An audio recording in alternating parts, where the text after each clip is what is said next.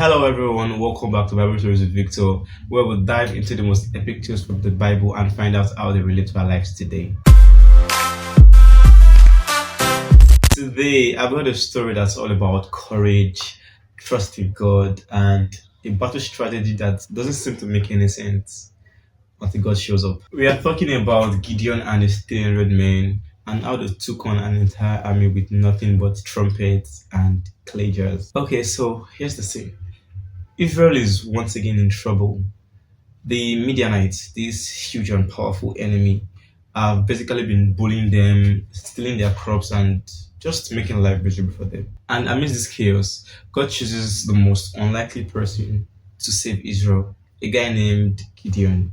Now, Gideon wasn't some warrior. In fact, when we meet him, he was in the wine press trying to escape from people that were catching him. This guy was trying to be low key. But God has other plans for Gideon. Now, an angel of the Lord appeared before Gideon and says, "The Lord is with you, mighty warrior." And Gideon is like, "Who? Me? No, that's not me." He said, "You must have the wrong guy." He was like, "In my family, I'm the weakest. And my family is from the weakest tribe. So there's no way that you are choosing me to save Israel." But God tells him, "I will be with you, and you will strike down the Midianites as if they were one man."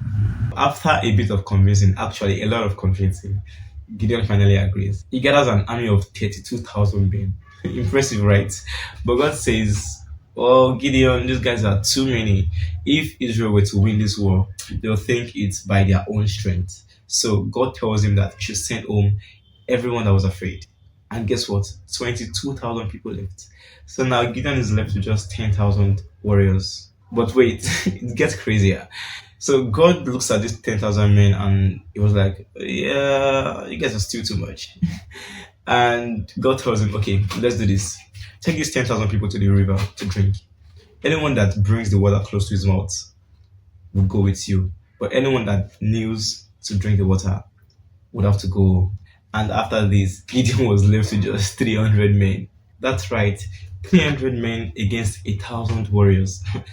I don't know about Gideon, but if I was Gideon, this is where I would start sweating. So, the battle plan, well, Gideon gives each man a trumpet, a jar, and a torch. No sword, no spears, just trumpet, jars, and torches. At night, they surround the Midianite camp. When Gideon gives the signal, they smash the jars, hold up the torches, blow the trumpet, and they scream for the Lord and for Gideon. The Midianites are so freaked out that amidst all this confusion, they started to fight each other.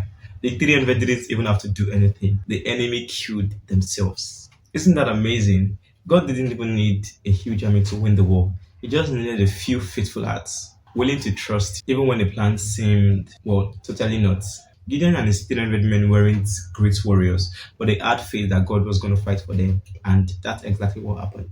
So, what's the takeaway for us today? Sometimes we feel like we don't have enough confidence, enough resources. But this story reminds us that with God, it's not all about the numbers or the size of the challenge. It's about trusting Him when the odds are stacked against us. He can take what little things we have and turn it into a victory, no matter how impossible things look.